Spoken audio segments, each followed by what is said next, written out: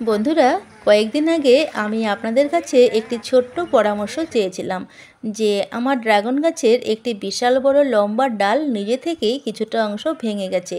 তো সেই ডালটা যেহেতু ম্যাচিউর ডাল এবং এখন যেহেতু ফলের সিজন চলছে, তো ডালটা থেকে ফল হলে হতেও পারে, তবে ফলের সাইজ যদি ছোট হয় বা ডালটা যেহেতু কিছুটা অংশ ভেঙে গেছে, সেই জন্য ফল হয়তো নাও হতে পারে। তো আমি সিদ্ধান্ত নিতে পারছিলাম না এই অবস্থায় আমার কি করা উচিত। আমি কি ডালটা কেটে নিয়ে চারা তৈরি করব, নাকি ডালটা গাছেই রেখে দেব? তো হাতে গোনা কয়েকজন বন্ধু আমাকে কমেন্ট করেছেন যে দিদি, ডালটা গাছেই রেখে দিন, অন্তত ফলের সিজনটা রেখে দিন, ফল না এলে তারপরে চারার জন্য ডালটা কেটে নিতে পারেন। পরামর্শটা আমার মনের সাথে মিলে গেছিল, তাই আমি ডালটা গাছেই রেখে দিয়েছিলাম।